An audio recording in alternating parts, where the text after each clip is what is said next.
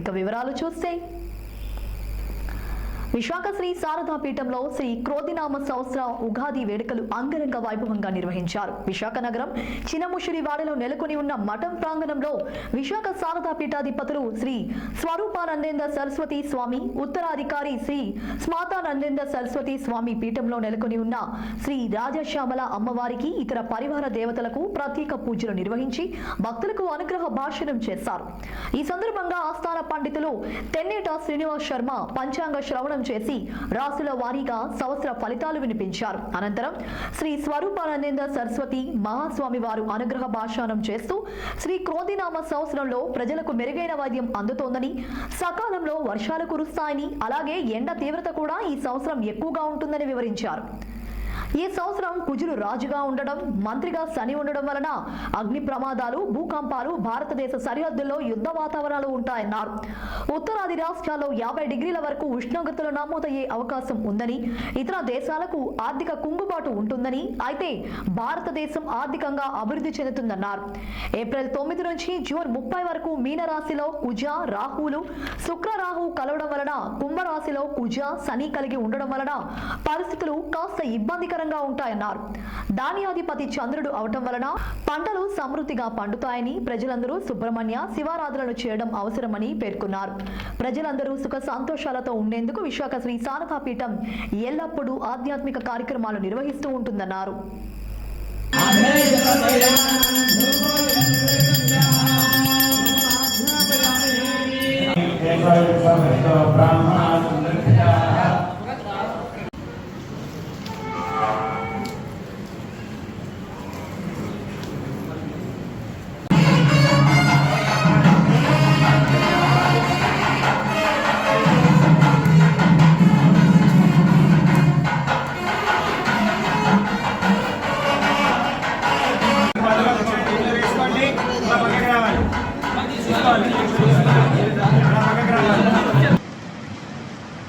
ఉగాది సందర్భంగా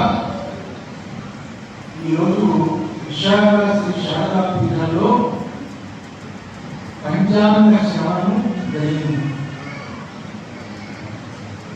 ఈ ఉగాది కొత్త సంవత్సరాలు నమస్కరించి దగ్గరలో గురువులు ఎవరైనా ఉంటే గురువుల యొక్క సన్నిధికి వెళ్ళి నమస్కరించి ఇలా పండితుల చేత పంచాంగ శ్రవణం చేయడం వలన మనలో ఉన్న దోషాలు తొలగి మన రాసులలో గ్రహాలు బాగోకపోయినా గురువు యొక్క అనుగ్రహము, పంచాంగ శ్రవణం వల్ల కలిగే పుణ్య బలం, ఈ రెండింటి వల్ల సంవత్సరం అంతా చాలా గొప్పగా బాగుంటుందని పూర్వీకులు అనాదిగా ఇటువంటి పీఠాలను, పుణ్యక్షేత్రాలను ఈ పంచాంగ శ్రవణం అనేది ఏర్పాటు చేయడం జరిగింది. అదేవిధంగా ఈరోజు విశాఖ శ్రీ శారదా పీఠం విశాఖ మూలాంబాయ శ్రీ శారదా స్వరూప రాజశ్యామల అమ్మవారి యొక్క అనుగ్రహంతో మీ అందరి అదృష్టవశాత్తు ఈరోజు ఇక్కడ ప్రతి సంవత్సరం జరిగేటట్టు పంచాంగ శ్రవణం జరిగింది. ఈ సంవత్సరం పండితులు అన్నారు, రాజు కుజుడు, మంత్రి శని.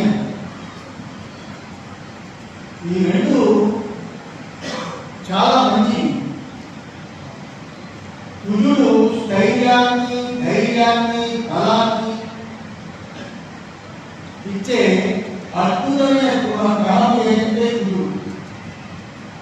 అలాగే శని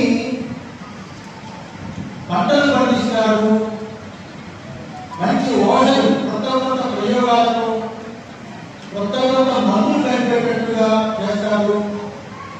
రెండు గ్రహాలు మంచి. అయితే ఎవరికైనా జాతకంలో గ్రహాలు బాగోకపోతే, అంటే కుజుడు, శని, గురుడు దానికి తగ్గట్టుగా ఎక్కడికో ఈ సాధన చేసుకోవాలి, యజ్ఞాలు హోమాలు చేసుకోవాలి అని మనము దాని గురించి ప్రయత్నం చేయడం అనేది అనవసరం.